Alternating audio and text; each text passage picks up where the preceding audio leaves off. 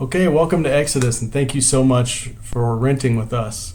We're going to do a little tour around the outside. First, you'll see that it's got tons of storage.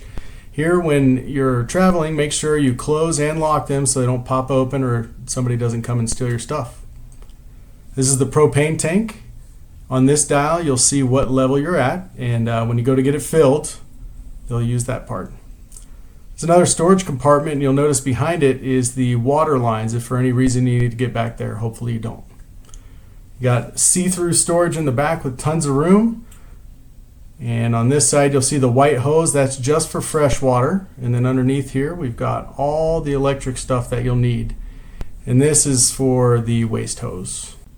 When it's time to dump your dumps, here is the exit hole. You'll notice you can hook up the hose here. You've got your black water, your gray water, and the flush, along with some gloves and everything else that you'll need.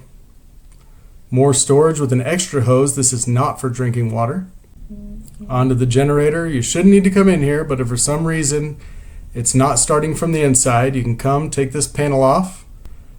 Make sure you hold the left side down till the red light comes on, then the right side till it starts. Left side to turn it back off. Our last storage compartment here also has the levels for the tires that kind of work like Legos. And now you'll see my beautiful wife as she goes in, and we're going to show you the awning. Right in here is the switch. First you'll hit extend. It won't be quite this fast, but it does work pretty quickly.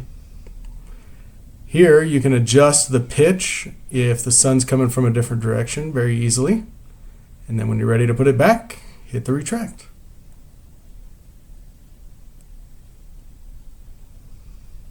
On the inside, when we're going to go ahead and use the slide out, make sure that the key is in the on position, or you can have it running. And as indicated by that red light there, you need to have the emergency brake on. If those aren't done, it won't open. There's your open and your close. Here you'll see the seat belts in the back with the child seat head tethers available for car seats. And then we'll go to the control panel. You can see you have an electric and a gas water heater. The electric will only work when you're plugged in or the generator's running. However, the gas should work at any time. And the water pump button is for any water usage in the camper. Here you'll see that's the propane button. You got a fresh water button, a black tank, and your gray tank, and that shows you all the levels. Here's how you'll start the generator from the inside. Again, you'll hold the prime button down till the red light comes on, and then hold it until it starts. And then back to the stop button to get it back off. Onto the stove. Before you use the burners, make sure you push the blue button. Then you can push in on the knob and turn it, and there's your fire. Turn it back off, and then blue button back off. The microwave only works when you are on shore power, you're plugged in, or the generator is running. Here you'll see the fridge and freezer. They work off of the power supplied. So it will be charged by the solar panels and should work the entire time. However, if the batteries are getting low, make sure you run the generator for a little while. Here's the bathroom. If you want to use the toilet, when you go in, pull the gray lever about halfway.